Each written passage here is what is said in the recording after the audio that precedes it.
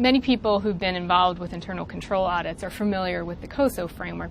What made Coso think that an update was necessary? And I think Coso had a couple key reasons. One was that it was a 20-year-old document, and much has changed around the world and in businesses in that 20-year period. And the key point to also consider here is that really the key principles in the 1992 framework have been carried forward to this updated framework. Okay, so it wasn't an overhaul. It wasn't an overhaul, and in fact, our stakeholder survey indicated an overwhelming majority of the respondents said, no, it doesn't need to be overhauled at all. Just tweak it, just update it for changes in business environment, which Stephen alluded to, such as the growth of shared service centers, the growth of service organizations, and the outsourcing of some of these functions. What's the control implication associated with those types of business changes, in addition to companies going global? Coso also recognized that the internal control framework is a stalwart or a very basic tool used by virtually every SEC registrant. So when you read it, you'll find that the core definition of internal control hasn't changed. The 5 components of an effective system of internal control are still fundamentally the same. The 3 categories of objectives where internal control can be applied are fundamentally the same. So what are some of the things that did change in the updated framework? Well, the first and probably the most noticeable change is the fact that 17 principles are now explicitly articulated in the framework.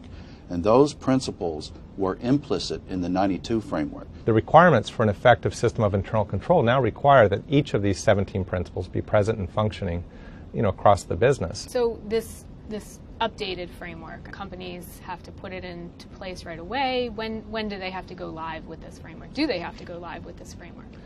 Coso has announced in March that it intends to supersede the 1992 framework with this framework at the end of December 14. So if I'm a company and I'm looking ahead, 2014 is a little bit off in the distance.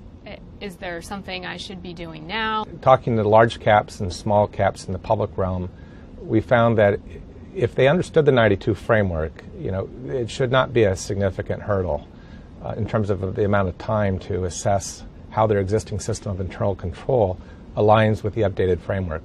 That being said, it's not to say that everybody understood the 92 framework the same way or adapted to transformational or incremental change that has occurred over the years. And the updated framework may highlight areas that will require some attention. I think the key timeline, recognizing the December 14th deadline, would be to have that preliminary assessment completed in concert with the 13 audit. And that would give you time to address any areas that need attention before the summer of 2014. I guess the last point I would make is where companies are starting this process, companies are probably very well versed in their control activities and to a great extent in monitoring activities. Where they should focus is in information communication, risk assessment, and control environment, because those are the areas that companies have not focused on in the same manner as control activities. We call those the softer sides of Coso. But now that the principles have been articulated, companies can look at what controls they've put in place to affect those particular principles and focus on any changes that are necessary there. Because as I said, the control activities and to the extent monitoring is probably very mature within these companies at this point. And so the earlier you can get the document and you can read it and you can see where you're vulnerable and where you're confident, the better.